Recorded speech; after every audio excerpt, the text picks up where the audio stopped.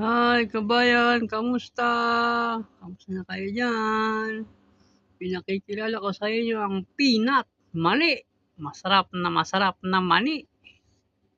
Ito ay huwag kang bibili, huwag kang tataya. Ito ay pag-aralan mo. Kasi ang peanut, kung tataya ka, ngayon ay nasa mababa siya. Hintay mo pa siyang bumaba. Kaya baka kumita ka ng maraming pira. Kasi siya ay mayroong Binance, Bybit, Bitget, Kraken, ano ba yun? Ang importante, Binance tsaka Coinbase. Pinakikilala ko din sa'yo ang dog with hat. Ang dog with hat, kung tataya ka dyan, hintayin mong bumaba siya na hanggang dito. Yan. Kasi ang dog with hat, meron siyang Binance tsaka Coinbase. Pinakikilala ko din sa'yo ang Popcat. Mahilig ka sa pusa. Ayan o, Popcat. Popcat. Pag yan, bumaba pa ng konti, kung bibili ka, ay dadami ang pira mo. Baka.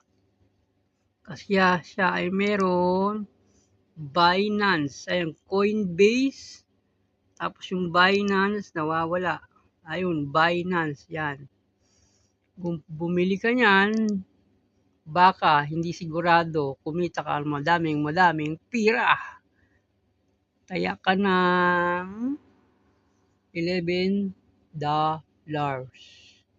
Mali. 11 US dollar sa Pilipinas 500 pesos. Yan. Sa Binance at saka Coinbase. Ito'y huwag kang tataya, pag-aralan mo kasi ito ay tayaan ng mga may extra pera. Itaya mo yung pwedeng mawala para yung X na shootak mo.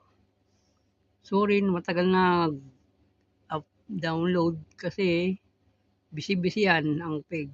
Yun lang.